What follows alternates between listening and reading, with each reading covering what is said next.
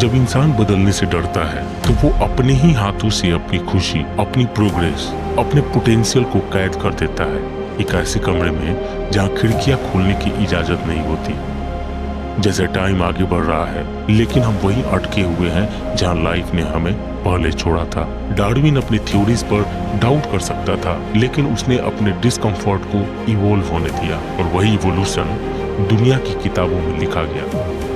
हम सोचते हैं कि चेंज रिस्की है, बदलाव तकलीफ देता है। हाँ, क्योंकि जो दर्द बदलाव देता है वो टेम्पररी होता है, लेकिन जो दर्द न बदलने से मिलता है वो आपको सालों तक सताते रहता है। कभी जिंदगी बिल्कुल चुपचाप, बिना शोर, बिना वार्निंग के हमसे एक छोटी सी बात कहती है, अब बदल जाओ। लेकिन हम उस आवाज को या तो अनसुना कर देते हैं या डर के मारे उसे सुनते ही नहीं। और सबसे हैरानी की बात यह है कि उस पल हमारे आसपास कुछ भी गलत नहीं लगता, फिर भी अंदर कहीं एक पुरानी दीवार चरमराने लगती है, जैसे जीवन हमें इशारों में बता रहा हो कि अगर हम नहीं बदले तो वही पुरानी आदतें, वही पुराने चॉइसेस, वही पुराने डर हमें धीरे धीरे अंदर से सड़ा देंगे। लेकिन हम स्थिरता को सुरक्षा समझ लेते हैं और कंफर्ट को होम, जबकि सच तो ये है कि कंफर्ट कभी भी घर नहीं था, वो सिर्फ एक जगह थी जहां हम छिपे रहते थे।